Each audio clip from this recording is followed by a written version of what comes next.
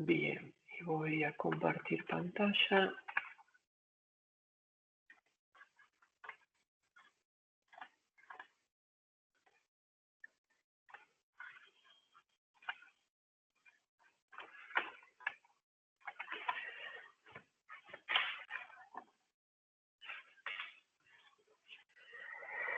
¿Se ve la presentación? ¿Y me escuchan bien? Sí. Bien. La semana que viene no hay clases. ¿Hay mesa y es sin dictado? Perdón que les pregunte a ustedes cosas que debería saber yo, pero ahórrenme. Déjeme que busque el calendario académico.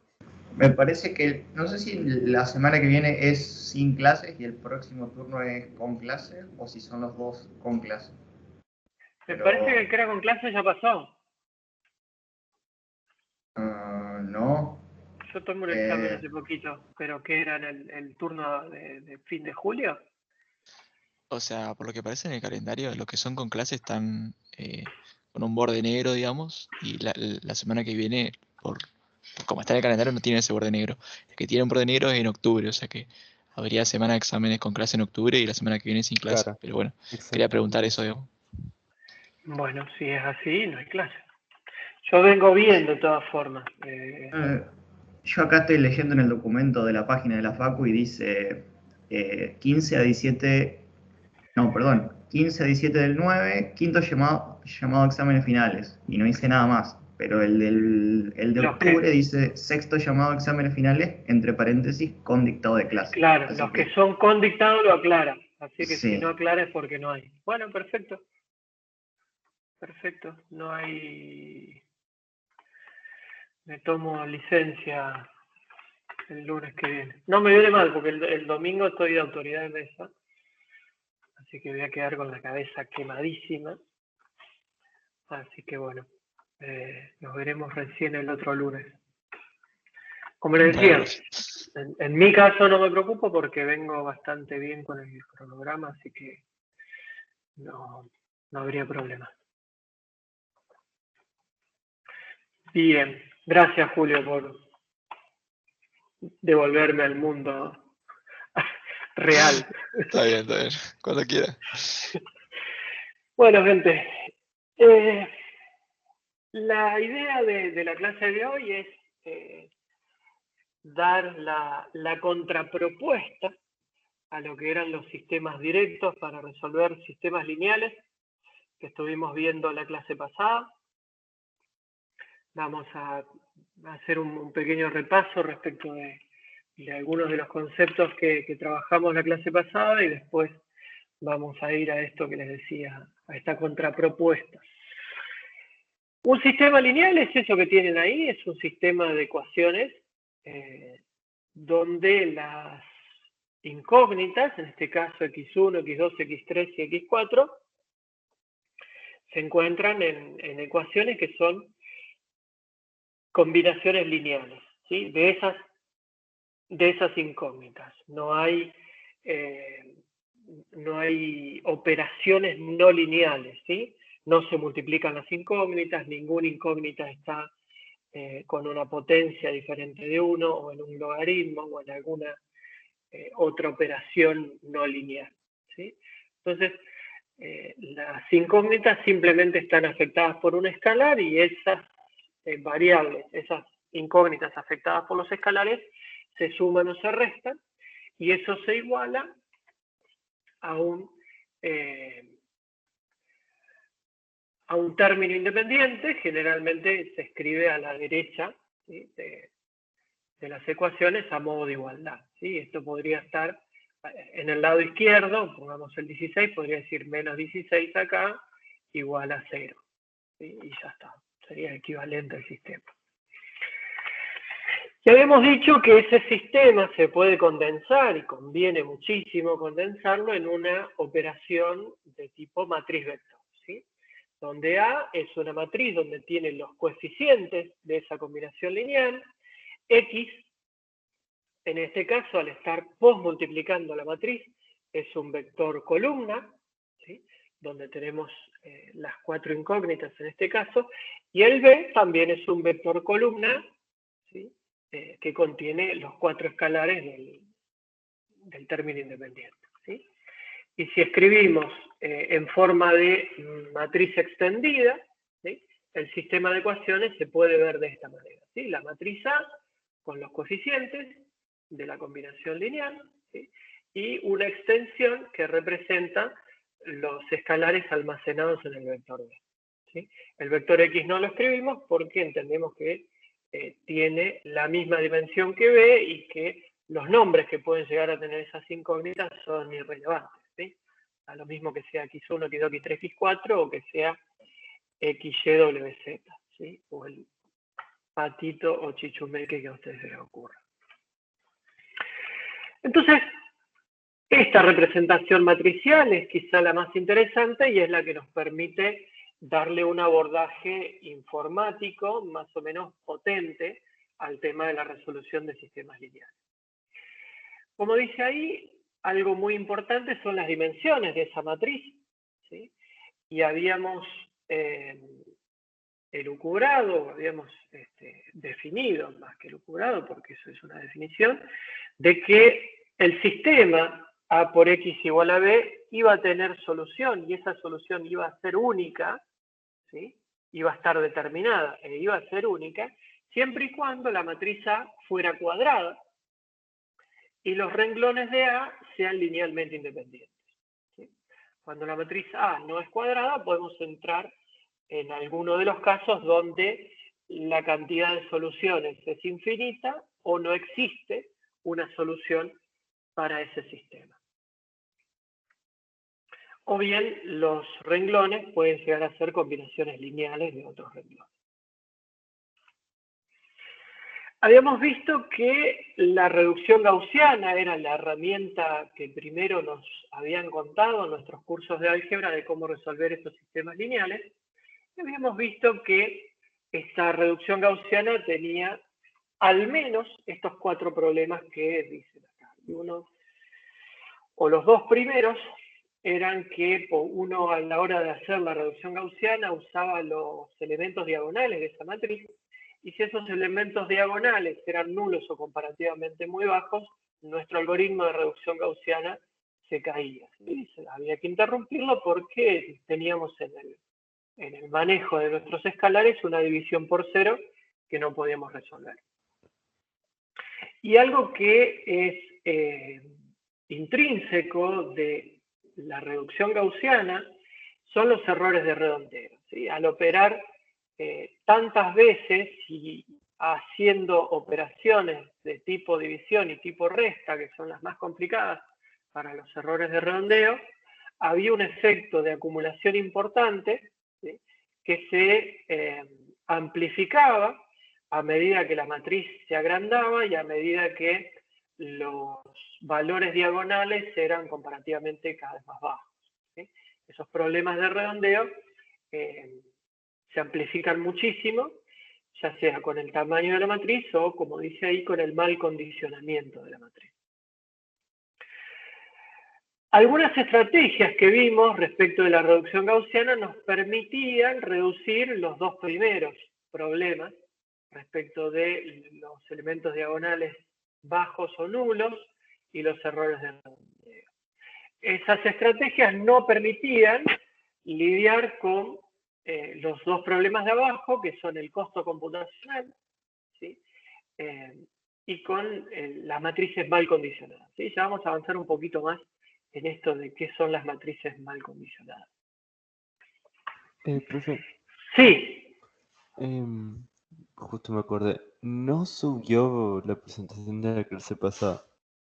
Bueno, ahora cuando termino la clase subo las dos. Qué raro, che, que me haya olvidado. Me debo haber olvidado todo de compartir el video. Generalmente hago todo junto. Gracias.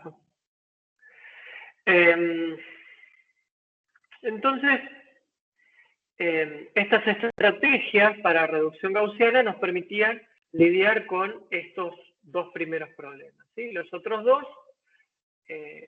no, y vamos a ver que a lo mejor hoy encontramos respuesta para estos dos problemas, además de encontrar respuesta para estos problemas, ¿sí? No es que vamos a resolver esto y nos vamos a olvidar de los. Esas estrategias de reducción gaussiana podían ser diferentes. Habíamos mencionado el pivoteo total, que era reacomodar toda la matriz, ¿sí? Para que los valores diagonales queden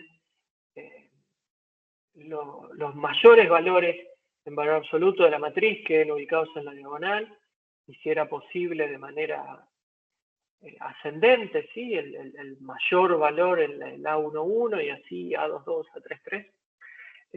Pero habíamos dicho que intercambiar columnas era algo no recomendable desde el punto de vista informático, por cómo uno almacena las matrices, ¿sí? La forma más eficiente de almacenar una matriz es almacenar por renglones, ¿sí? Renglones contiguos en memoria, y de hecho habíamos visto también que si uno va a operar con los renglones, ni siquiera tiene que moverlos físicamente en memoria. Con tener un vector que contenga los índices del ordenamiento de los renglones, alcanzaba, ¿sí? Y a eso lo llamábamos pivoteo parcial, ¿sí? Acomodar, reacomodar los renglones, tratando de que la matriz quede con los elementos diagonales lo más grande posible en relación a los otros elementos del mismo renglón. Ya habíamos visto también un algoritmo que se lo vimos más detalladamente, que tenía un muy buen rendimiento, que era el pivoteo parcial escalado, ¿sí? Refiriéndonos a esto de entender de que un pivot iba a ser mucho más eficiente en tanto y en cuanto sea mucho mayor, pero relativo a los otros números que estaban en el mismo renglón, ¿sí? No respecto al resto de la matriz, como si lo podríamos pensar en el pivoteo total o el pivoteo parcial. Y después, bueno, habíamos dicho algunas cosas acerca de Gauss-Jordan y el excesivo costo computacional que tiene, y que existían tecnologías contemporáneas, tecnologías que se encuentran hoy en uso, donde se utilizan estos métodos de reducción gaussiana, pero adecuados y optimizados a matrices que no son completamente llenas, ¿sí? Generalmente se trata de matrices que son del tipo diagonal, ¿sí? No solamente porque tienen su diagonal principal llena, sino que tienden a tener la mayor cantidad de elementos nulos a medida que uno se aleja de la diagonal, ¿sí? Pueden tener 2, 3, 5, 11 diagonales secundarias también llenas, pero a partir de ahí la matriz se va raleando con elementos nulos a medida que se acerca a los dos vértices secundarios.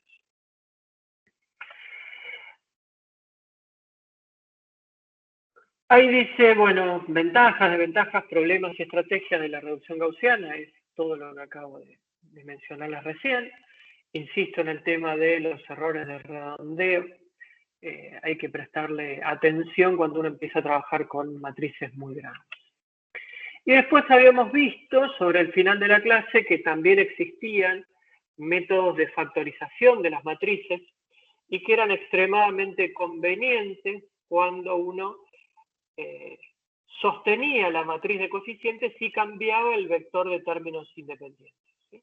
Cuando uno cambiaba este vector B y no cambiaba la matriz A, es muy eficiente, es muy conveniente tener factorizado la matriz, y eso nos permitía, a un costo computacional muy, muy bajo, como es una sustitución hacia atrás y una sustitución hacia adelante, encontrar una solución.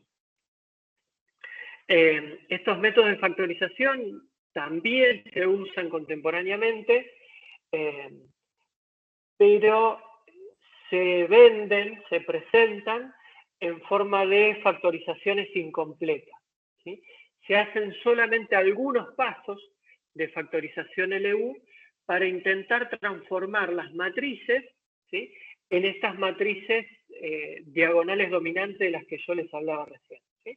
Se hacen algunos pasos de reducción gaussiana, no todos los que se necesitan para tener la matriz realmente factorizada, sino que se hacen algunos pasos para reacomodar la matriz, ¿sí?, y hacerla mejorar su nivel de condicionamiento, ¿sí?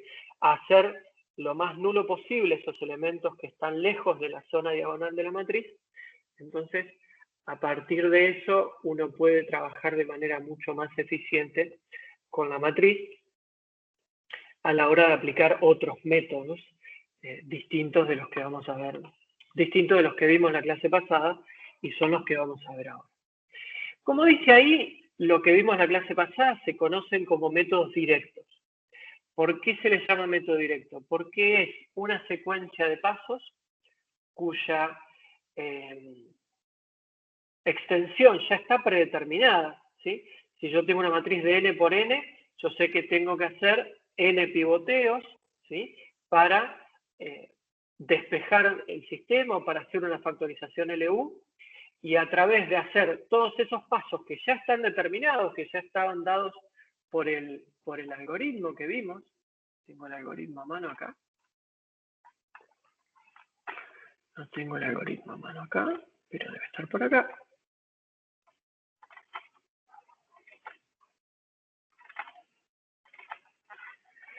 Este algoritmo de Gauss, ¿sí? Ya está predeterminado y uno lo que hace es darle la matriz y sabe que al cabo de del cumplimiento de este for, en el rango de la dimensión de la matriz, uno va a tener la solución al sistema otorgada por este método, que no quiere decir que sea una buena solución. Justamente, si yo tengo errores de redondeo porque la matriz es grande, porque está mal condicionada, porque los elementos diagonales son muy bajos, voy a aplicar Gauss, voy a tener la matriz reducida, voy a tener mis valores de X despejados a través de un método de sustitución hacia atrás, pero cuando yo haga la evaluación de A por X menos B, para ver si eso efectivamente da 0 y X es la raíz de esa ecuación, me voy a encontrar con que no da del todo 0. ¿Qué hay para mejorar ahí? Nada. Nada. Porque ya tenemos la matriz dada y porque nuestro algoritmo de Gauss, incluso con pivoteo parcial, nos da esa solución, porque el método es directo. Porque no puedo seguir pidiéndole otras cosas porque ya está, ya reduje la matriz con lo mejor que tenía, si quieren, que es pivoteo parcial. ¿Sí? Entonces, ¿qué pasa en esos casos? En esos casos, y sobre todo, cuando las matrices son muy grandes, y esa es otra de las desventajas de los métodos directos, cuando las matrices son muy grandes, a veces no caben en memoria. Son tan grandes las matrices que uno no tiene memoria compartida para poder almacenar semejante matriz. Entonces, requiere un tipo de infraestructura de memoria distribuida, ¿sí? Como puede ser un clúster, una supercomputadora, lo que fuera. Entonces, cuando uno va a resolver un sistema lineal, pero su matriz se almacena en memoria distribuida, ya no puede usar un método directo, ¿sí? Esa es la segunda razón por la que se desarrollaron los que vamos a ver hoy, que son los métodos iterativos, ¿sí?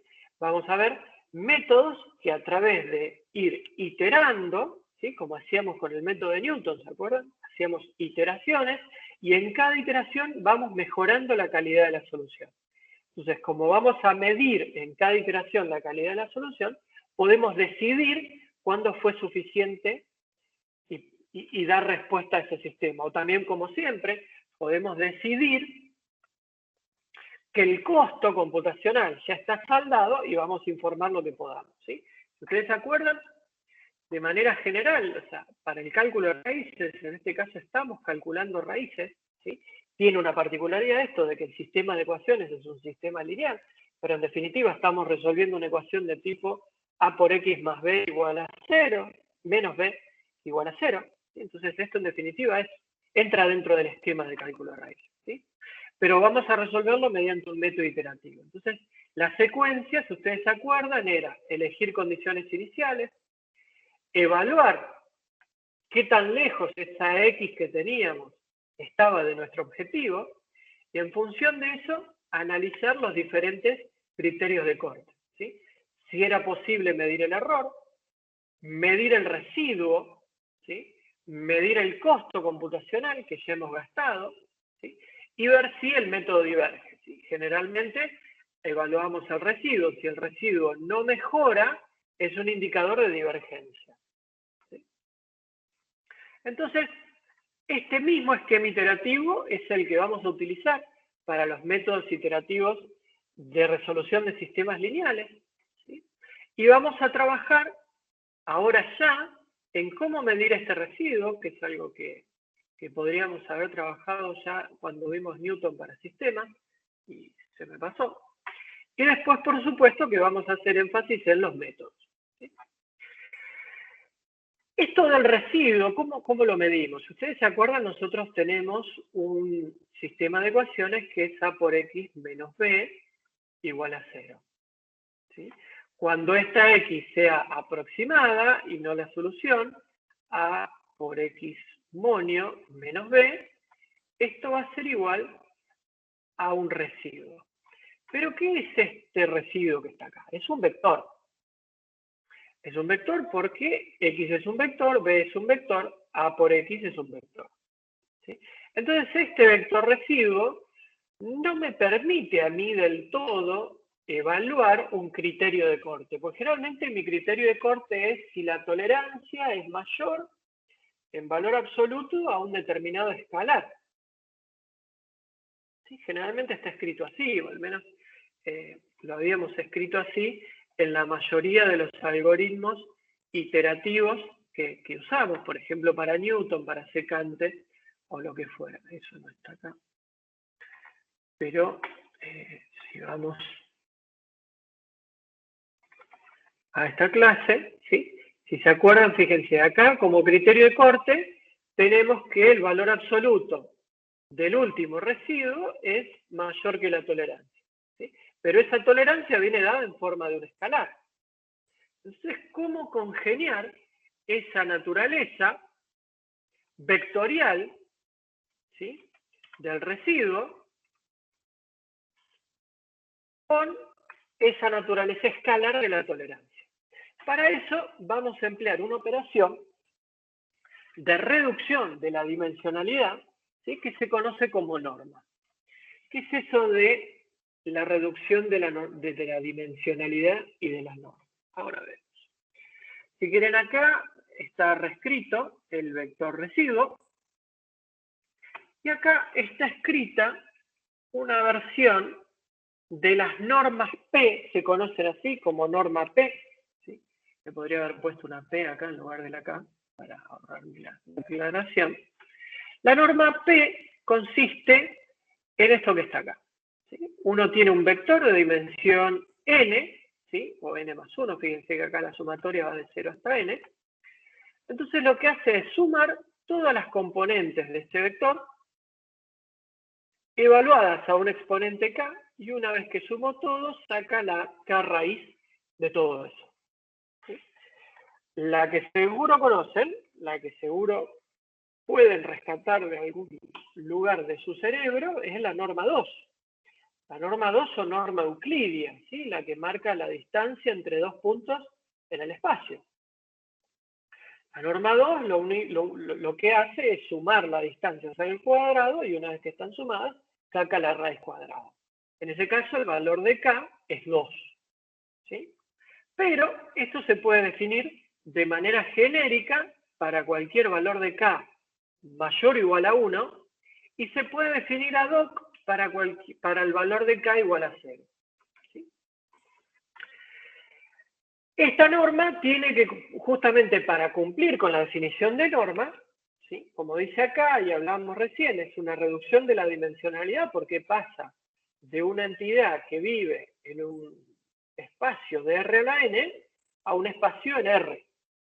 ¿Sí? Es decir, transforma un vector de n valores a un escalar único. ¿Sí? Y esa norma, para ser una norma, ¿sí?, ustedes las pueden formular como quieran. Esta norma que yo escribí acá, como les dije, se conoce como norma P. Pero puede haber otros tipos, de hecho hay muchísimos tipos de normas, ¿sí?, y cada uno puede definir su norma siempre y cuando cumpla con estos tres requisitos. A saber, la norma, ¿sí?, tiene que ser siempre mayor a 0 si el vector es no nulo. ¿Sí? Si el vector es nulo, la norma da 0, y si el vector es no nulo, la norma tiene que dar mayor a 0. La norma tiene que ser lineal, ¿sí? Si hago la norma de un escalar por un vector, esto es igual al valor absoluto del escalar por la norma del vector. Y la norma, además, tiene que cumplir con lo que se conoce como desigualdad triangular, ¿sí? En este caso está planteada la desigualdad triangular de la suma, pero también se puede plantear la desigualdad triangular del producto, ¿sí? Que esa puede ser obligatoria o no, depende del espacio donde esté. En este caso, la desigualdad triangular plantea que la norma de una suma siempre es menor o igual que la suma de las normas, ¿sí? Si estuviésemos hablando del producto, sería la norma del producto menor o igual al producto de las normas, ¿sí?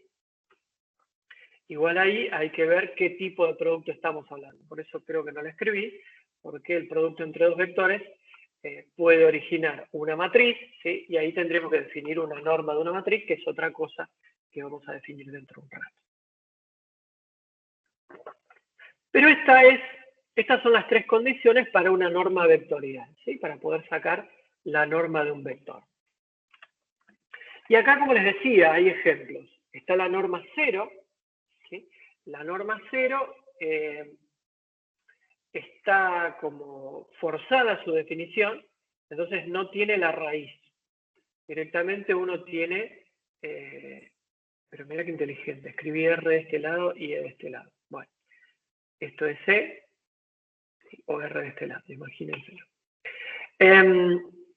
Entonces, lo que uno hace cuando calcula la norma 0 es la suma de todos los componentes elevado a la 0. ¿Sí? La suma de cualquier componente elevado a la 0 es 1, por lo tanto esa suma lo que me va a terminar dando es la dimensión del vector. ¿Sí? La norma 0 me da la dimensión del vector. La norma 1, como dice acá, ¿sí? Tengo la suma de los valores absolutos de las entradas del vector. La norma 2 es la norma euclidia, como ya dijimos, es la raíz cuadrada de la suma de los valores al cuadrado. Y la norma infinito es bastante interesante. La norma infinito es el máximo, ¿sí? Es el máximo o el supremo, ¿sí?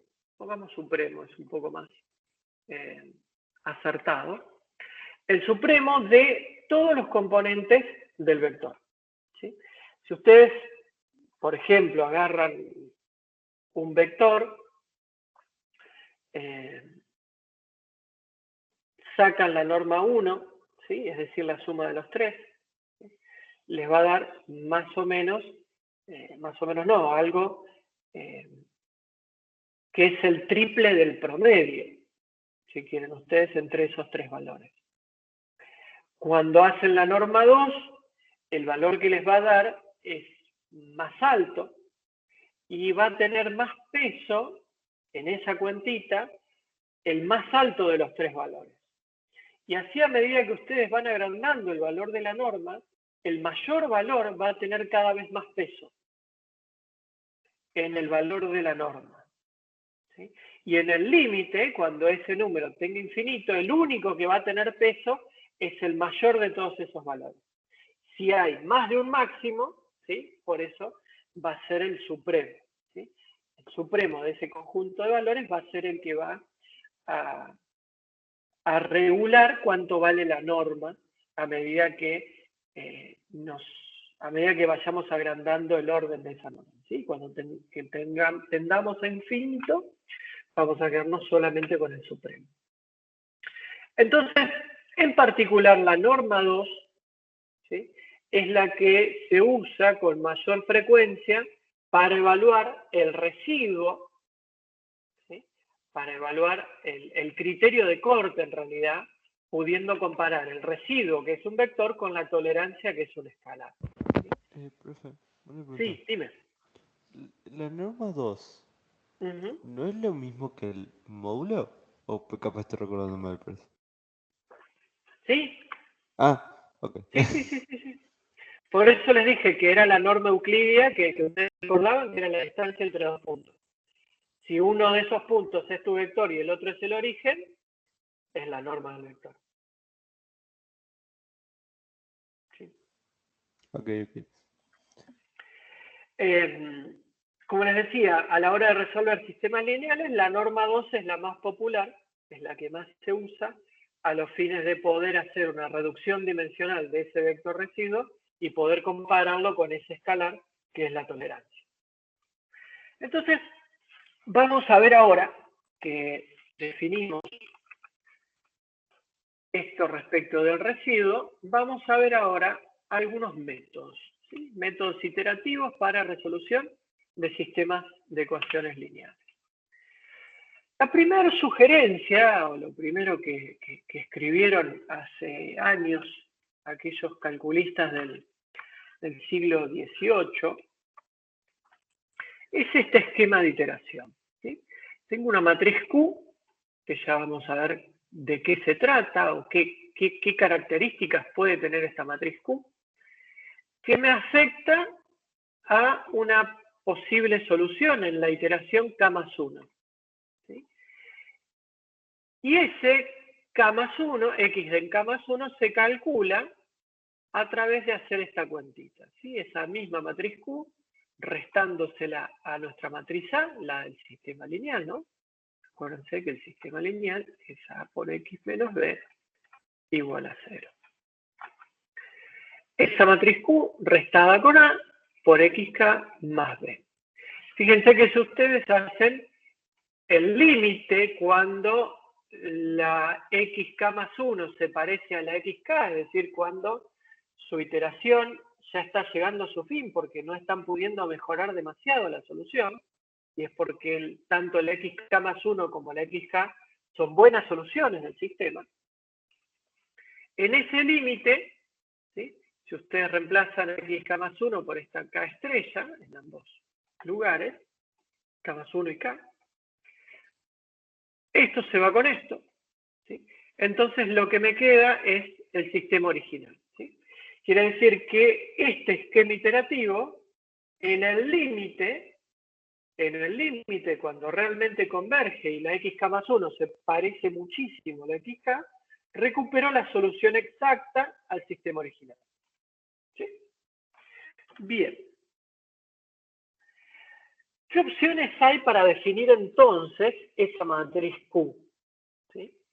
Vamos a ver hoy 4 opciones diferentes para definir esa matriz Q y vamos a ir aumentando la complejidad, ¿sí? Entonces ustedes imaginarán que la complejidad mínima para esa matriz Q es la matriz identidad. ¿Sí? Y eso se conoce como método de Richardson. ¿Sí?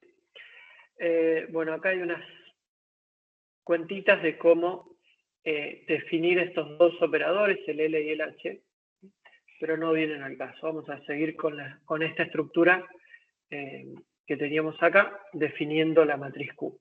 ¿Sí? Por supuesto que la Q tiene que ser invertible para poder despejar XK más 1. ¿Sí? Y como les decía, el primer intento, desde lo más trivial que se nos ocurre, es que esa matriz sea la matriz identidad. Y eso se conoce como iteración de Richardson. ¿Sí?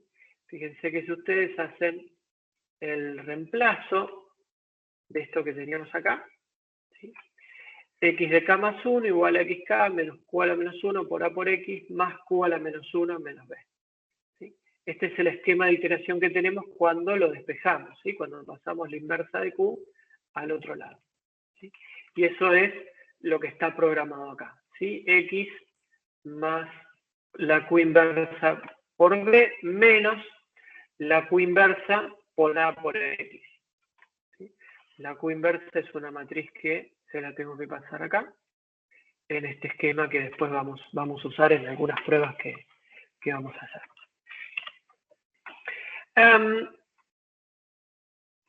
Entonces, cuando reemplazamos la Q inversa por la identidad, ¿sí? Nos queda que directamente Richardson lo que propone es restarle a cada X el residuo. ¿Sí? uno entiende que si la solución va mejorando, el residuo va bajando, entonces xk tiende a xk más 1. Entonces, es algo que funciona casi mágicamente porque esto tiene una estructura intrínseca de convergencia, pero es bastante parecido a bisección, ¿sí? Es un algoritmo de fuerza bruta donde no hay que operar mucho. El único costo en definitiva es calcular este residuo, ¿sí? Solamente es calcular ese residuo y después hacer la resta de los vectores una y otra vez hasta que la magnitud de este residuo sea lo suficientemente baja, la magnitud o la norma de este residuo, ¿sí? La norma 2, sea lo suficientemente baja como para cortar la iteración, ¿sí? Fíjense que si utilizamos el esquema de iteración que habíamos planteado recién, la Q es la matriz identidad, ¿sí? Esta función I hace eso, ¿sí? Genera una matriz identidad de la dimensión que nosotros le damos, ¿sí? Si es el caso de esa matriz de 4×4 que habíamos visto hoy, es este tipo de matriz. Y la Q inversa, por supuesto, va a ser igual a la Q. La inversa de la matriz identidad es la matriz identidad. Le pasamos eso a nuestro algoritmo de iteración y eso va a resolver Richardson. Veamos a ver si esto se pone un poco más interesante. Y aquí hay otra propuesta que es la del método de Jacobi. El método de Jacobi propone como matriz de iteración Q a la diagonal de A, ¿sí? Ya es otra cosa. Está usando algo de información de la matriz A, ¿sí? Richardson, al igual que bisección, lo único que hace es calcular el residuo con la matriz. No le pide ningún tipo de información a la matriz, no le interesa saber cómo es. Y así le va, porque después tarda un montón en converger. Jacobi, en cambio, pide algo, ¿sí? Y eso que pide es la diagonal de A. Entonces, si ustedes vuelven a despejar xk más 1 de acá, ¿sí? Acá tienen la implementación, también bastante trivial, donde usan la diagonal de A. Y si ustedes se acuerdan, o si no, me van a tener que creer, la inversa de una matriz diagonal es la recíproca de cada uno de los elementos de la diagonal, ¿sí? Piensen que si ustedes multiplican dos matrices que son diagonales, lo único que tienen que hacer es, en cada punto diagonal del resultado, tener el producto de esos dos elementos diagonales que se corresponden en índices a ese que están calculando. Entonces, para que les dé 1, ¿sí? El de la matriz inversa tiene que ser el recíproco del de la matriz original, ¿sí? Entonces, por eso la Q inversa, ¿sí? Es la matriz identidad con los elementos de la diagonal igual a la recíproca de la diagonal de A. Entonces, este es el esquema de iteración que nos queda, ¿sí? Q a la menos 1 por A por xk, ¿sí? Más Q a la menos 1 por B. Entonces, ese Q a la menos 1, ¿sí? Que tiene las recíprocas de A, cuando uno la multiplique por A, ¿sí? Nos va a dar ¿qué? Nos va a dar la matriz A, pero con todos unos en la diagonal, ¿sí? Q a la menos 1 por A, si Q es la diagonal de A, Q a la menos 1 es la recíproca de los elementos diagonales de A, Q a la menos 1 por A nos va a dar exactamente la matriz A, pero con la diagonal hecha todos unos, ¿sí? Como van a quedar todos unos en la diagonal, en ese elemento diagonal se van a cancelar el xk que tengo acá con el xk que tengo acá. Entonces, este producto, Q a la menos 1 por A, ¿sí? Va a ser distinto de 0 para valores no diagonales, ¿sí?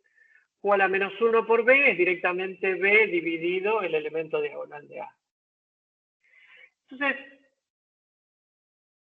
se puede si bien esto es mucho más óptimo pensarlo siempre en términos vectoriales, porque programar todo en términos vectoriales siempre es mucho más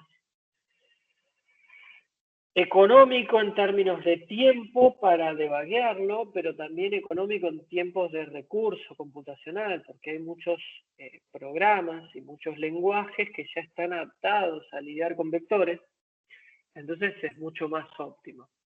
Sin embargo, a la hora de hacerlo a mano para entenderlo, algo que probablemente hagan en clases con Luis, van a tener que ir viendo componente a componente cómo son esos valores de x más 1. ¿Sí? Es decir, cuánto vale el primer valor de x más 1, cuánto vale el segundo y así, hasta completar todo el vector x más 1. Entonces vamos a ver. Sí, Juan. Profe, no entendí por qué dijo que, o sea, porque entendí que la Q inversa por A te va a dar A, pero con todos unos en la diagonal. Exacto. Pero no entiendo por qué cancela directamente XK por menos A por XK. O sea, digo, ¿por qué cancela las dos XK? Ahora a ver si acá se nota mejor. No se nota mejor. Este producto, ¿sí? Este xk más 1, supongamos que lo querés en una posición i. ¿Sí? Querés el renglón i de tu vector xk más 1. ¿Sí? El renglón i de tu vector xk más 1 tiene de este componente, ¿sí? El b sub i dividido a sub i, ¿sí? Porque q a la menos 1 es un elemento diagonal, ¿sí? Entonces, esto que está acá escrito en términos vectoriales, en términos escalares te da esto. ¿Sí? En el renglón i de ese vector xy k más 1 te da esto. ¿Hasta ahí me seguís? Sí. Esa es la parte fácil. Bien. Entonces, ¿qué es esto? Bueno, el xy k más 1 va a tener, si querés acá, el xy de k. ¿Sí? Pero, ¿qué va a tener este producto? Este producto, como bien decíamos, tiene la matriz A, ¿sí? Con unos en la diagonal. En el renglón I, supongamos que este es el renglón I, cuando vos hagas esta matriz A por Q a la menos 1 por X, el XK, ¿sí? Nos está interesando el renglón I, ¿está? Es decir, este renglón por esta columna. Entonces, el resultado de ese renglón por esa columna va a ser el A y 1 por X1 más tac, tac, tac, tac, punto suspensivo, hasta que llegue. Este 1 me queda una porquería, como para confundir todo. A y 1 por X1, hasta que vos llegues a y por XY. Pero ahí por XY es XY, porque ahí es 1. ¿Sí? Como ahí es 1, te va a aparecer sumando acá el XY, ¿sí? Sumando no, restando, y se va a ir con este. Pero te van a quedar todos los otros. Hay 1 por X1 más hay 2 por X2, ¿sí? Y son estos que están acá. Hay J por XJ, ¿sí? Hay J por XJ. ¿Se entiende?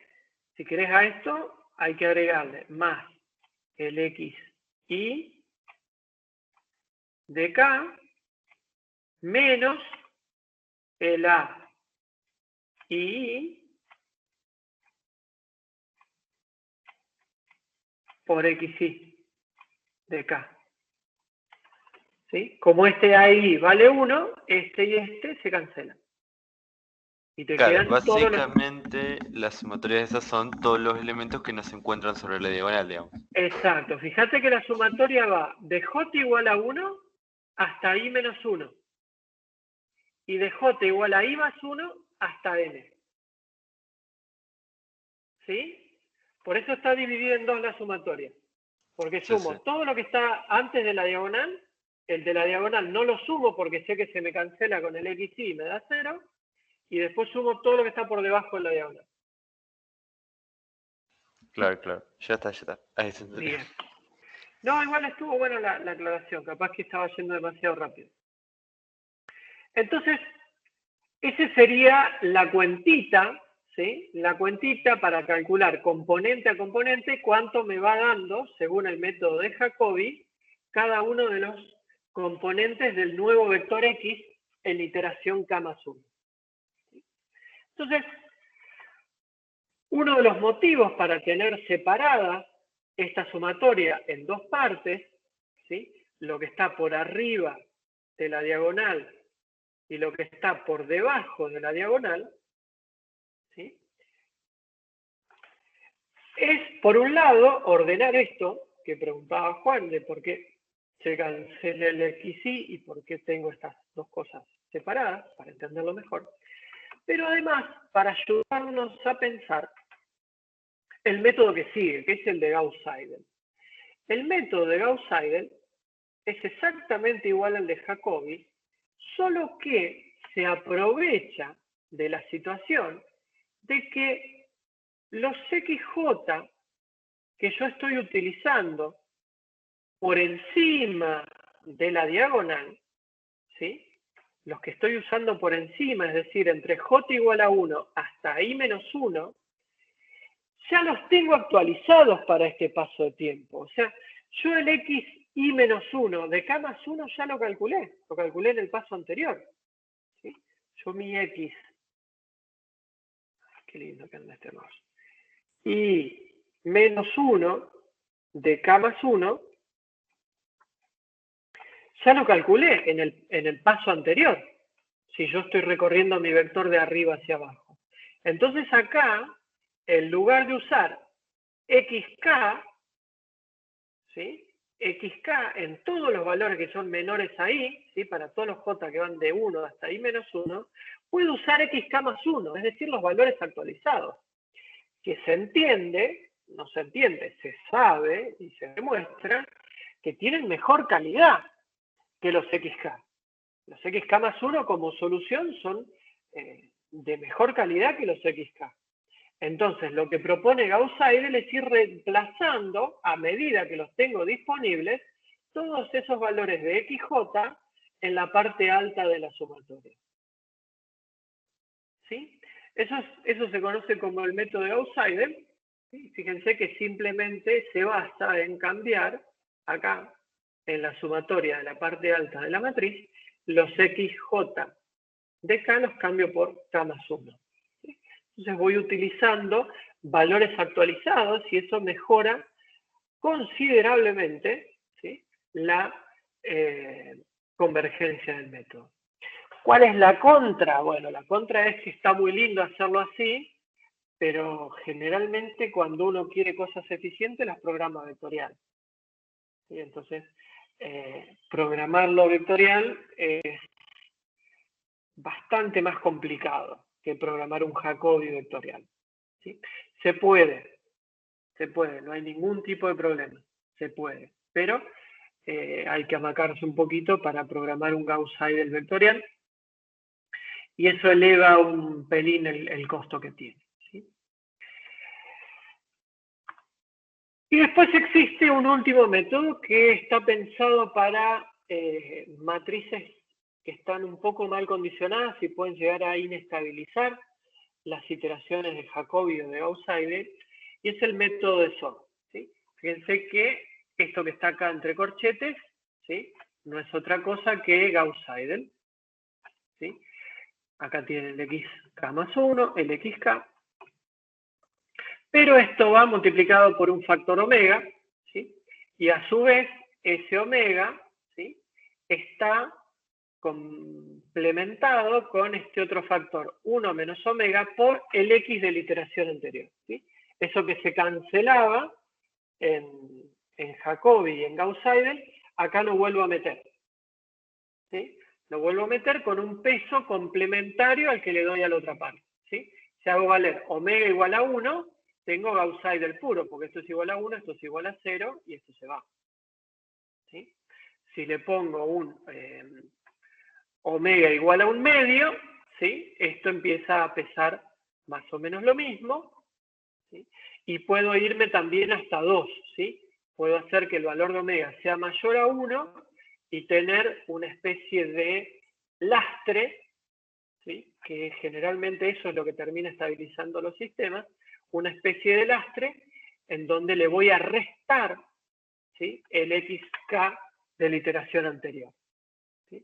Dependiendo qué tipo de sistema, generalmente el coeficiente de SOR se prueba hasta encontrar cuál es el que funcione para el sistema que ustedes tienen, pero les puede dar mucha ganancia en términos de hacer el sistema más estable y de mejorar la cantidad de iteraciones que ustedes necesitan para resolver el sistema, ¿sí? Entonces, tenemos esos 4 métodos, ¿sí? Vamos a probarlos, una disparadita, antes de que me quede con las ganas. Acá tengo todos los métodos implementados, los que vamos a ver hoy, ¿sí? Y algunos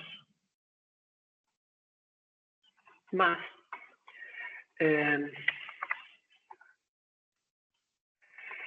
Entonces, vamos a definir una matriz.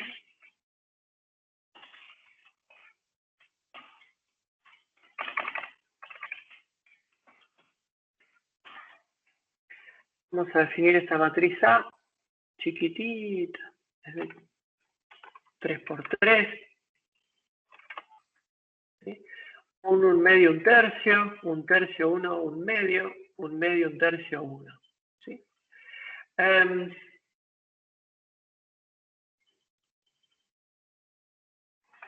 Y vamos a ver cuántas iteraciones. Voy a definir un B, que no sé dónde lo saqué de la clase pasada. Pero no importa, ¿sí? Vamos a ver cuánto da esto.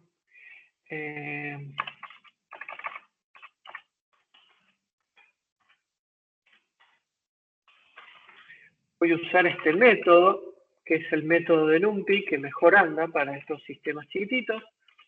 ¿Sí? Entonces la solución es 0,75 menos 1,1. Esa es la solución al sistema. Vamos a ver cuántas iteraciones le lleva. Sí. ¿Qué es el reshape?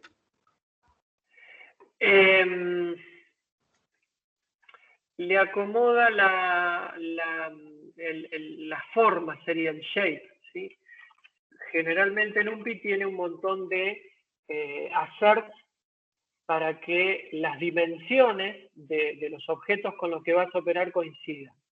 Entonces, si vos tenés que hacer un producto matriz vector, ¿sí? NumPy hace un chequeo del shape de A y el shape de B y tiene que coincidir, ¿sí? El reshape menos 1 te lo deja con shape 3, nada, o sea, es un vector de 3 por nada, ¿sí? Eso es bastante óptimo, podría ser un vector de 3 por 1, ¿sí? Pero un vector de 3 por nada está un poquitito más optimizado para algunas operaciones que un vector de 3 por 1. ¿Sí? Si lo pones b.shape, ¿sí? Ves que da 3 por nada. ¿Sí? Es una forma de optimizar algunas cosas cuando vos tenés un vector. Y el a.shape te tiene que dar, ¿verdad?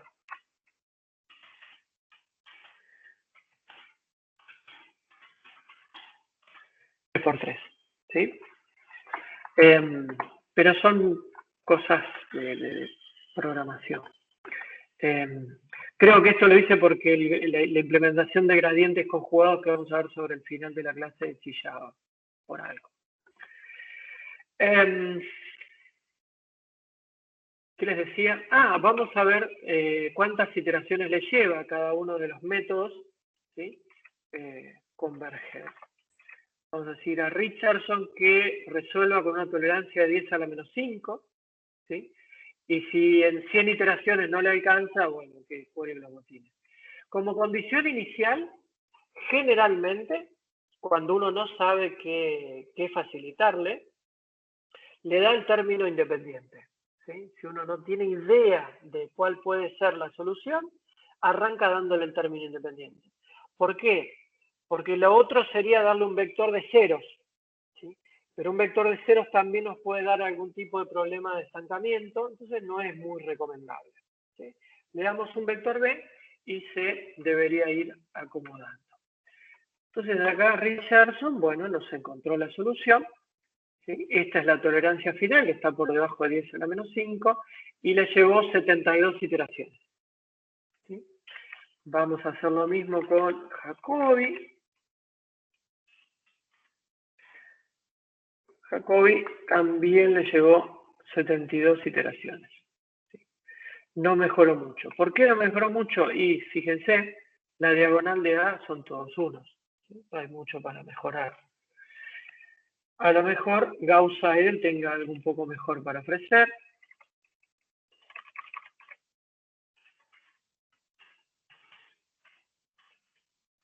Hago en mayúscula.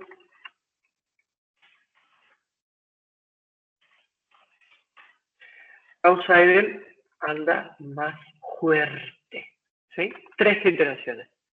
Un rendimiento bastante más interesante. Y Sor, Uy. dime. No, ahora el Sol es. ¿Qué peso le da usted al omega? Eso es lo que quería preguntar. Y, a ver, no me acuerdo cómo era el Sor, el omega va lo último. Vamos a probar con uno, a ver si nos da igual que Gauss-Seidel, primero, como para ver si eso efectivamente es así. ¿Sí? La tolerancia es idéntica y nos da 3 iteraciones. Y a partir de ahí, uno empieza a moverse un poquito alrededor de 1, ¿sí? Por ejemplo, 1.1. Fíjate que ahí la cosa empeoró, ¿sí? Vamos a ver qué pasa con 0.9. Ahí la cosa empeoró todavía, más porque le llevó una iteración más, ¿sí? Entonces, a lo mejor haya que moverse muy cerquita de 1, tipo 1.05, pero claramente se ve que no debería mejorar mucho. Puedo irme mucho, tipo 1.95, y ahí diverge. Entonces, ya no me puedo ir tan lejos, 1.5, sigue andando peor, y 0.5, ¿sí?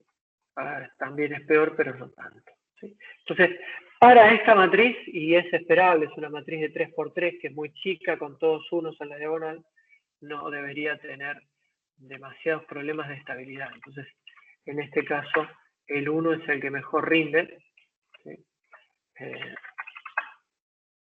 El 1 es este rindió un poquitito mejor, mira qué picardía.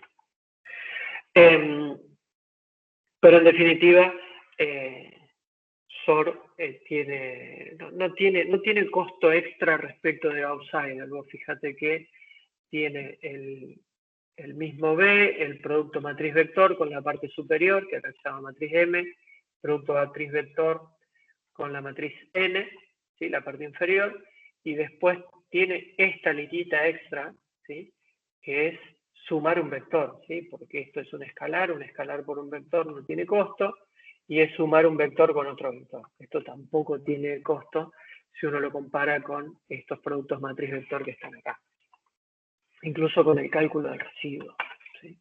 Son bastante baratos. Entonces, entre usar Gauss-Seidel y Sor, uno podría usar Sor y darle coeficiente 1, y de ahí moverse un poquito si tiene algún problema. Total, el costo computacional de Sor es exactamente el mismo que el de Gauss-Seidel. Bien. Resulta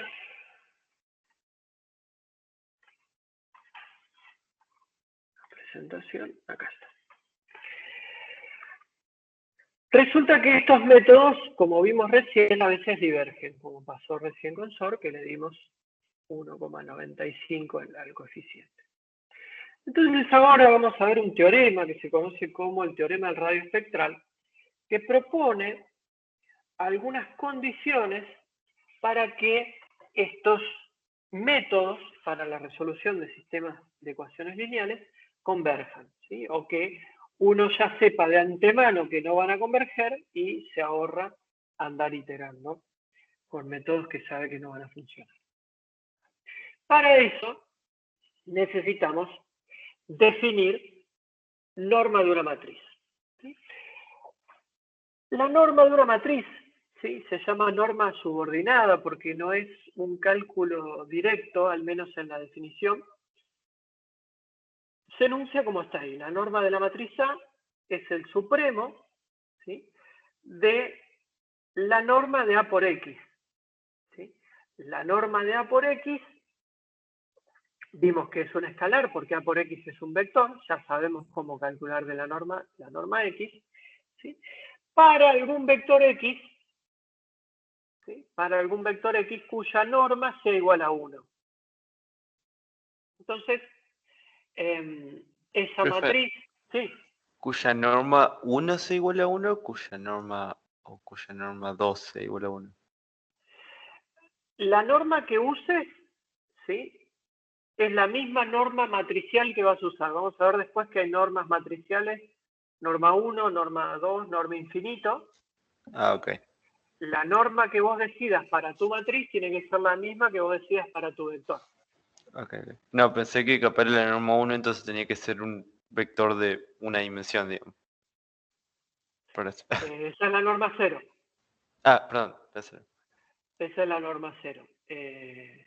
Sí, en el caso de matrices la norma 0 no aplica. Sí, no sé dónde está dicho, pero se me ocurre en este momento que no aplica porque no te debería dar. O porque no vas a tener nada con mucho sentido. Las que seguro aplican, que son las que usamos, son la norma 1, la norma 2 y la norma infinito. ¿Sí? Si vos calculás la norma 2 de la matriz, la norma de A por X tiene que ser norma 2 y la norma de X tiene que ser norma 2. ¿Sí? Tienen que coincidir ahí. Y esta norma matricial tiene que cumplir con esto que está acá. Por un lado, la norma... Por un lado, la norma de la matriz identidad tiene que ser igual a 1, ¿sí?, y cumplir con estas dos desigualdades triangulares. La norma de un producto matriz-vector es menor que la norma de la matriz por la norma del vector, y la norma de un producto matriz-matriz es menor o igual que el producto de las normas de las matrices individuales, ¿sí? Esto no es tan fácil de entender, escrito así como está, pero el tiempo que lleva a escribirlo excede el tiempo que tenemos disponible para la clase. Entonces, se las voy a presentar y ustedes, si quieren, después saquen las cuentitas tranquilos, ¿sí?, o pueden mirar las cuentitas hechas en el libro también, que están disponibles ahí. En lo que queda de la clase van a tener que hacer varios actos de fe, porque no vamos a poder demostrar todo lo que hay para decir hoy. Respecto a la norma 1 se calcula como el máximo, ¿sí?, fíjense, es el máximo sobre J, ¿sí? Entonces, es el máximo de la suma de los valores absolutos hechos sobre cada columna, ¿sí? Entonces, ustedes tienen la matriz, la norma 1 consiste en sumar cada una de las columnas, ¿sí?, y quedarse con el mayor valor de esos que ustedes sumen en las columnas, ¿sí? El contrario de ese es la norma infinito, ¿sí?, que es el de la suma por filas, ¿sí? La norma infinito es el máximo que obtienen sumando todos los renglones. Y la norma 2, ¿sí?, la norma 2 está definida como el máximo, ¿sí?, de la raíz cuadrada del valor absoluto de los autovalores de esa matriz. Yo no sé cuánto ustedes se acuerdan de autovalores y autovectores, esos cursos de álgebra, pero es una buena oportunidad para revisar en qué consistían esos conjuntos de valores, ¿sí? La norma 2 está definida en función de los autovalores de la matriz, ¿sí? La norma 2 es el máximo de esos autovalores, ¿sí?, normalizado con la raíz cuadrada, y para no tener problemas con la raíz cuadrada, en valor absoluto. ¿Para qué queremos la norma de una matriz? Para aplicar el llamado teorema del radio espectral. ¿De qué va el teorema del radio espectral? Si ustedes se acuerdan, nuestro esquema de iteración para estos 4 métodos que vimos, ¿sí? Richardson, Jacobi, Gauss y Delisor, es este que está acá. Tenemos que el X de la iteración siguiente es una matriz que multiplica al X de la iteración anterior más un vector, ¿sí? Si operamos un poco con esa ecuación, ¿sí?, restamos a ambos lados el X exacto, ¿sí?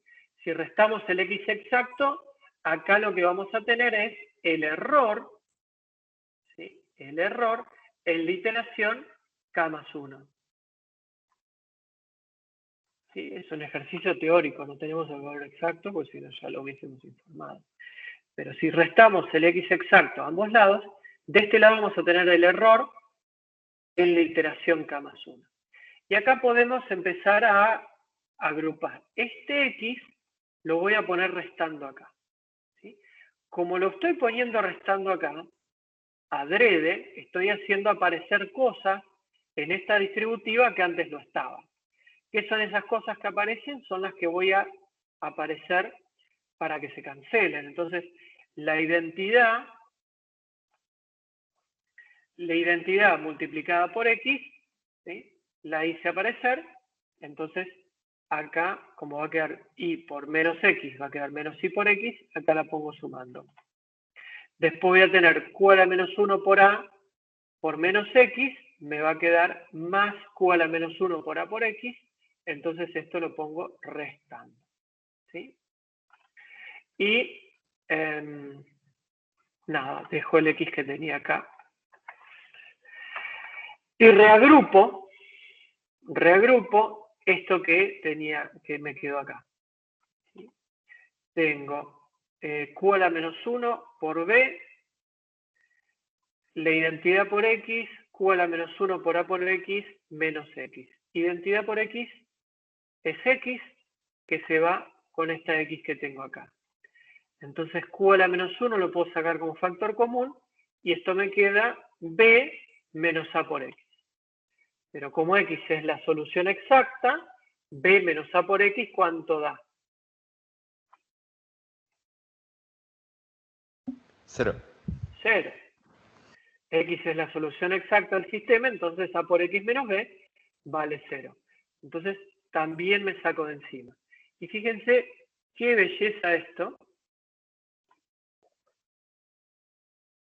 Qué belleza esto, donde el error, ¿sí?, en el paso K más 1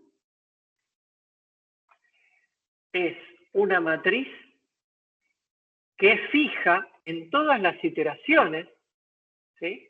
La identidad, la Q, la A no cambian a lo largo de todas las iteraciones por el error en el paso anterior, en la iteración anterior. Bellísimo. Entonces, podemos empezar a intuir el teorema del radio espectral. ¿Qué va a decir el radio espectral? Que esta M tiene que ser menor que 1 para que esto baje. Está bien, es una matriz y menor que 1 significa otra cosa, no es un numerito. Pero ya tenemos la idea intuitiva de qué va a decir el teorema este. Por supuesto que podemos ir hasta el error inicial, ¿sí?, y esta matriz nos va a quedar elevada a la K más 1. ¿Sí? Esto es un ejercicio inductivo bastante trivial. Entonces, a esto que nos quedó acá, Le aplicamos la propiedad de las normas, la desigualdad triangular, ¿sí? Y tenemos que la norma del error en el paso K más 1 va a ser menor o igual a la norma de la matriz de iteración, ¿sí? Por la norma del error inicial. Entonces, si yo lo que quiero es que baje esto, esto que está acá, ¿sí? Tiene que ser cada vez más chico. Para que sea cada vez más chico, esa norma, ¿sí? Tiene que ser menor a 1. A medida que yo la voy multiplicando, ¿sí? Tiene que ir bajando cada vez más, ¿sí? Esta norma de la matriz de iteración tiene que ser menor a 1 en cualquier norma matricial, ¿sí? 1, 2, infinito, o la que a ustedes se les ocurra. No creo que se les ocurra otra, pero al menos lo pueden hacer, ¿sí? Este teorema del radio espectral se cumple para cualquier norma matricial, ¿sí? Que cumpla con las condiciones de definición de norma matricial, ¿sí? En particular, como les dije, pueden elegir la 1, la 2 o el infinito, ¿sí? Pero esta desigualdad no depende del tipo de norma que ustedes elijan. Si la norma es válida, esto se cumple. ¿Perfecto? Entonces, ahora nos queda enunciar algún tipo de teorema para esto, ¿sí? Que en el caso del teorema del radio espectral está enunciado para la norma 2. Pero insisto, pueden usarlo para la norma 1 o para la norma infinito. Profe, y una Sí, pregunta. ¿Y la versión general porque digamos, usted había dicho que la norma 2 era la raíz cuadrada, perdón, el máximo de la raíz cuadrada de los autovalores? del valor absoluto de los autovalores. Sí, algo así. Y Sí. lo que yo pregunto es, digamos, ¿y la versión general cómo sería, digamos? O sea, general como... Porque usted mostró la Como la X1. definimos, acá.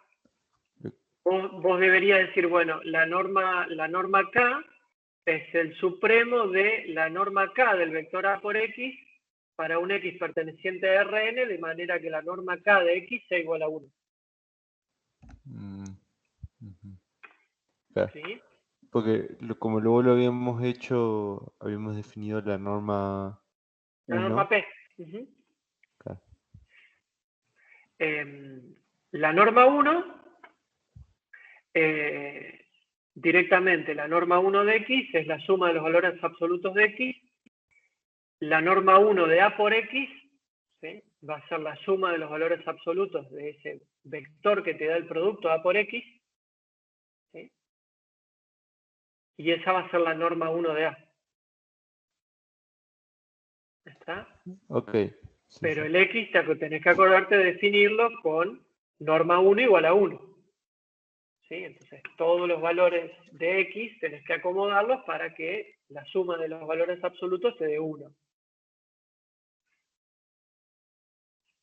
¿Sí? Sí, sí. Por ejemplo, podrías decir que X es impar. Si X es impar, le das más 1 y menos 1 a los valores pares e impares, y la suma te va a dar, la norma 1 te va a dar 1. No, mentira, porque tenés que usar el valor absoluto. Entonces, un vector X que tenga norma 1, 1 podría ser 1 sobre n. Si n es el tamaño de X, es 1 Claro. sobre n. Si es de 3, un tercio en cada uno, Exacto. te da. Claro. Después haces A por X, te fijas cuánto te da, ¿sí? Y esa norma 1 va a ser la norma 1 de la matriz A. ¿Sí? Claro, pero, digamos, en teoría es el superior, entonces en realidad tendría que probar con los infinitos X cuya norma es igual a 1. Exacto. Ok. Entonces, ¿cuáles son los peores casos? Bueno, en este sería, si vas a tomar la norma 1, un caso es que sea uniformemente distribuido, ¿sí? 1 sobre n para todos los valores. Y el peor caso es que sean todos nulos y el X tenga un solo 1. Claro, entiendo. Yo creo que con esos dos casos estás cubriendo todo. Y con esos dos deberías ver cuál es el que te da mayor. Y en función de eso, definir de manera un poco más genérica la norma 1, que lo definimos genérico, ¿no? En la suma de las columnas. ¿Sí? Deberías poder llegar a esa conclusión haciendo ese ejercicio. Y lo mismo para la norma infinito. ¿Sí? Fíjate que si usas ese vector 1 y todos ceros, la norma 1 y la norma infinito de ese vector son iguales. ¿Sí? A lo mejor con ese vector podés ver por qué en un caso te da la suma de las columnas y en el otro te da la suma de las filas. Claro, claro. Sí. Ahora lo veo. Está buenísimo eso, la verdad que... Pero bueno, queda corta la clase para trabajar con eso. Entonces el teorema del radio espectral, como les dije, hace énfasis en la norma 2, ¿sí? Y lo que propone es que los autovalores de la matriz de iteración estén contenidos dentro del disco unitario Z menor a 1, ¿sí? De manera que la norma 2 de la matriz M sea menor a 1, ¿sí? Dicho de otra forma, el radio espectral de esa matriz, ¿sí? El radio espectral de esa matriz o la norma 2 de esa matriz tiene que ser menor a 1.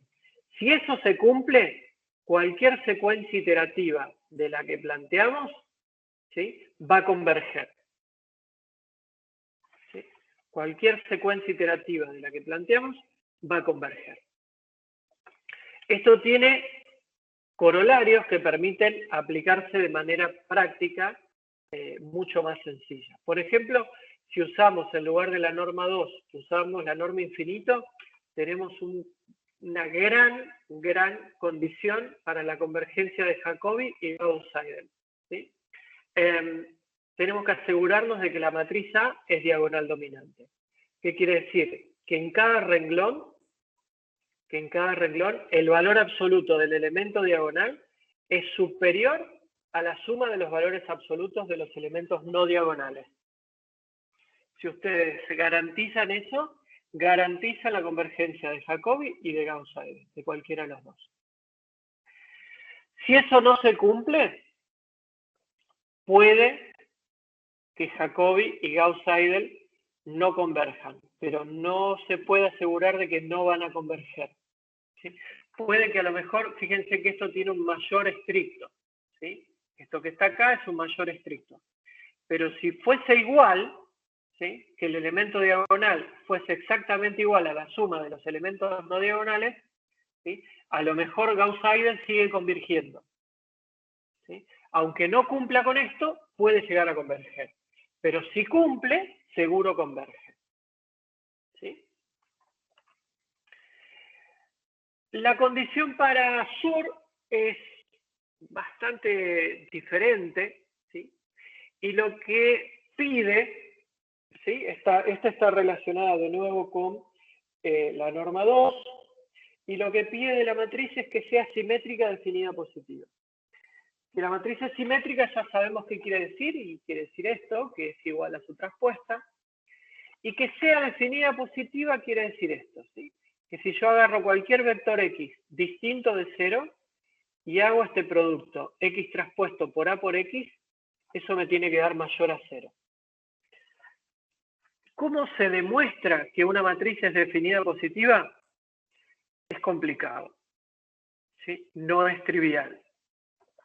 Una forma práctica es ir calculando todos los determinantes de las submatrices, ¿sí? Contenidas en A, hasta que uno encuentre un determinante que es negativo, ¿sí? Y ahí puede informar de que la matriz no es definida positiva, ¿sí?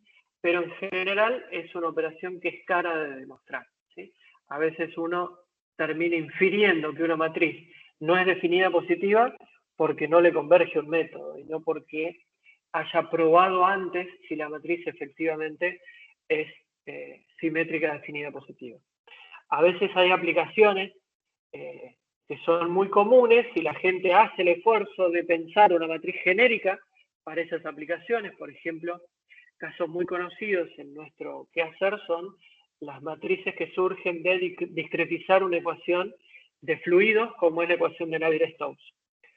Nosotros, los numericistas, ya sabemos que si una matriz viene de discretizar la ecuación de Navier-Stokes, no es simétrica definida positiva. Entonces, uno no puede aplicar SOR o algún otro método que vamos a ver dentro de un ratito para resolver ese sistema. ¿Sí? Pero bueno, esa es la condición para SOR.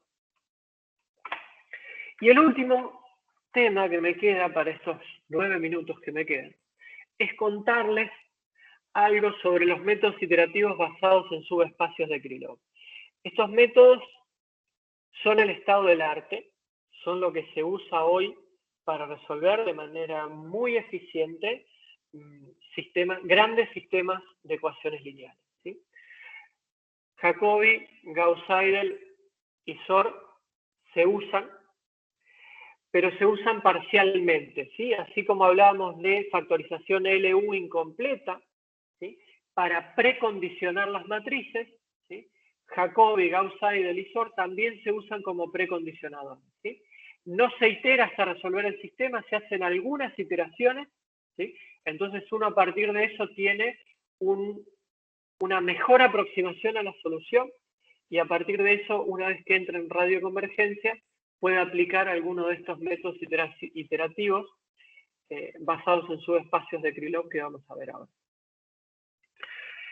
Una de las cosas que tenemos que recordar antes de seguir indagando en esto es la operación de producto interno entre dos vectores. Si ustedes se acuerdan, en la parte del curso de señales y sistemas, hicimos mucho hincapié en el producto interno y en la proyección entre un vector y otro, y habíamos visto que si esos dos vectores eran ortogonales y no eran el mismo vector, ese producto daba 0, y si eran el mismo vector y eran ortonormales, eso daba 1.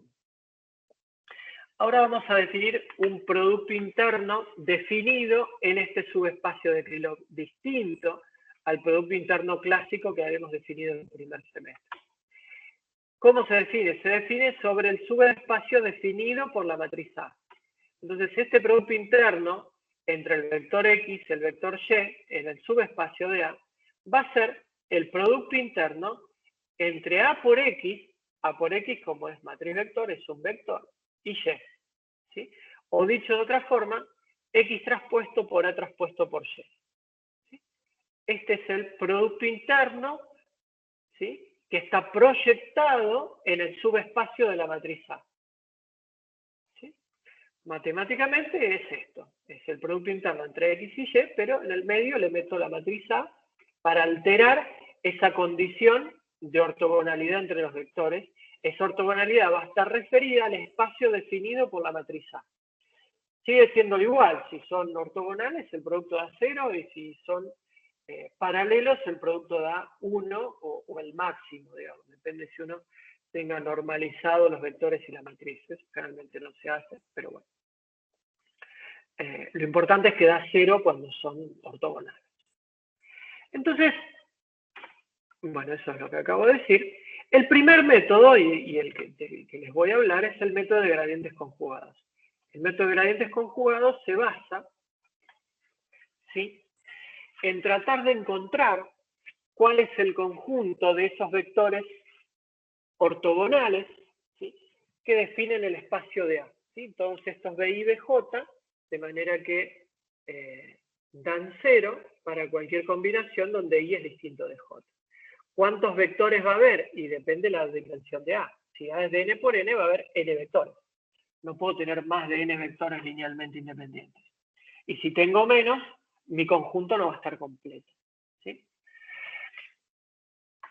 Entonces, la idea de gradientes conjugados es proponer un funcional, ¿sí?, un funcional que nos ayude a encontrar cuál es la combinación lineal de esos vectores ortogonales en el espacio de A para solucionar el sistema. ¿Cómo solucionamos el sistema? Y bueno, como ya tenemos la base, lo único que tenemos que encontrar son los escalares, ¿sí?, para que encontremos los escalares que arman la combinación lineal de esos vectores B sub I para obtener X. Si necesito obtener todos los escalares, voy a terminar resolviendo un sistema lineal de n por n, porque tengo que encontrar n escalares. Entonces, no tiene sentido hacer eso. Pero lo que tiene de interesante el subespacio de Krylov es que como todo está condicionado al espacio de la matriz A, con muy poquitos vectores de la base, yo voy a encontrar rápido una solución de X. ¿Sí? No voy a necesitar encontrar los n vectores. Con muy poquitos vectores yo ya voy a ir acomodando, ¿sí?, esa combinación lineal hasta encontrar una solución muy buena, en muy pocos pasos. Y la operatoria de este método se basa en trabajar con este funcional f de x que está acá. Un medio de x por a menos b por x, fíjense que esto es un producto interno puro, no es en el espacio de A, más una constante.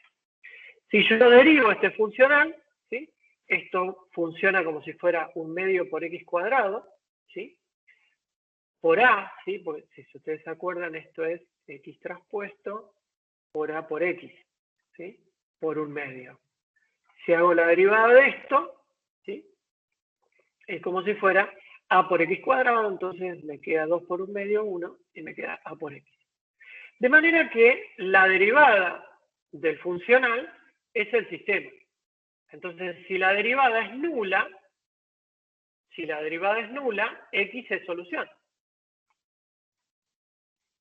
Entonces, ¿qué va a implicar que la derivada sea nula? Que necesito encontrar cuál es el máximo de este funcional f de x.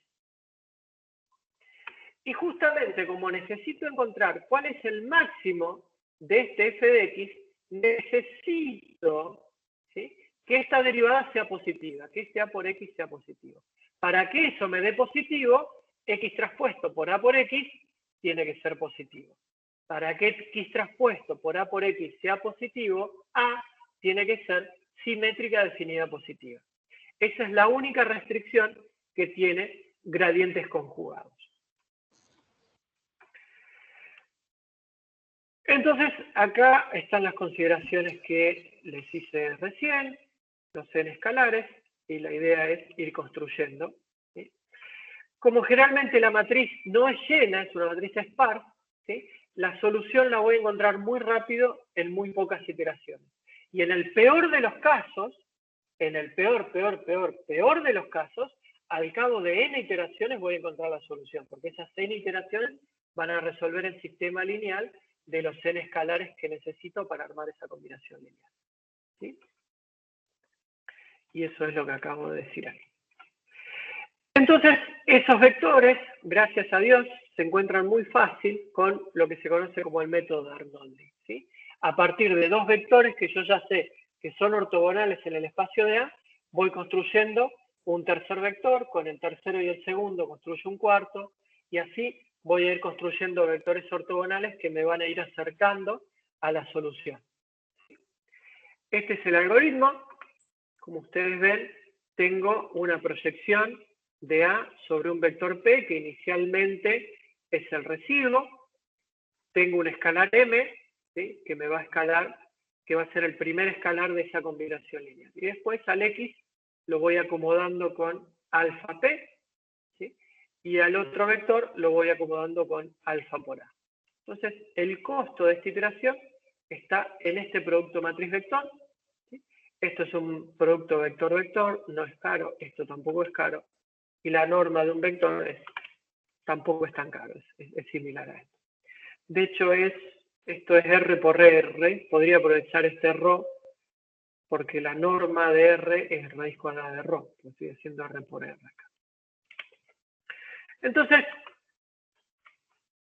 si vamos a nuestra aplicación, ¿sí?, podemos pedir a ver cómo anda nuestro método de gradientes conjugados. ¿Sí? Fíjense que le lleva 100 iteraciones. Profe, estuvo vendiendo humo toda la clase. Fíjense que A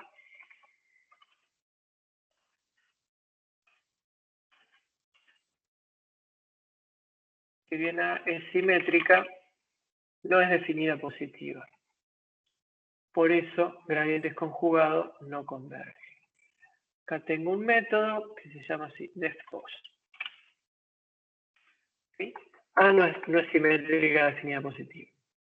Tengo acá otra matriz que sí es simétrica definida positiva. ¿Sí? Y ahora sí puedo comparar gradientes conjugados, por ejemplo, con Gauss-Seidel. Vamos a probar primero Gauss-Seidel. Para resolver esta matricita le lleva 11 iteraciones.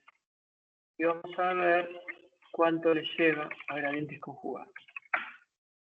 2. ¿Sí? Está claro que para una matriz de 3×3, gradientes conjugados, esto es una papa. ¿Sí? Hay mucho material de esto, incluso hay un libro que tienen sobre métodos iterativos, pero básicamente lo que quería hacer era presentarles estos métodos para que ustedes sepan que existen, ¿sí? Que sepan que andan muy bien, pero también que sepan que tienen restricciones. Por ejemplo, el de gradientes conjugados necesita una matriz simétrica definida positiva. Como alternativa, cuando no pueden aplicar gradientes conjugados, existen en el estado del arte, que se conocen mucho, dos métodos. Uno es el de Vice-G, que descompone la matriz en dos matrices, ¿sí? En dos partes que sí son simétricas y definida positiva, entonces el costo de Vice-G es el de hacer dos gradientes conjugados. Y hay otro que es un método muy potente y muy utilizado, que es el de mínimos residuos generalizados. ¿Sí? Tiene una lógica parecida al de gradientes conjugados, pero en lugar de ir calculando un vector y quedándose con ese par de vectores, los va almacenando a todos y va haciendo una base cada vez más grande que en algún momento hay que resetear porque nos vamos quedando sin memoria. ¿Sí? Pero la idea era presentárselos para que ustedes sepan que existen y después a lo mejor utilizarlos en alguno de los TP para que ustedes puedan observar cómo se comportan estos métodos que son muy eficientes y son, por sobre todas las cosas, muy eficientes en arquitecturas de memoria distribuida. ¿Sí? Eso es lo que ha hecho que estos métodos les pasen el trapo a todos los otros métodos directos que vimos en la clase pasada y también a los métodos basados en matriz Q que vimos en la primera parte de la clase. Ahí Federico y los 5 que le dieron like dice que están un poco mareados. Por ahí se pusieron demasiado intensos los últimos 10 minutos de la clase con estos métodos basados en subespacios de Krylov, pero lo podemos seguir conversando o lo pueden ir leyendo tranquilo en la bibliografía. ¿Alguien tiene...? Sí. Yo lo que no terminé de entender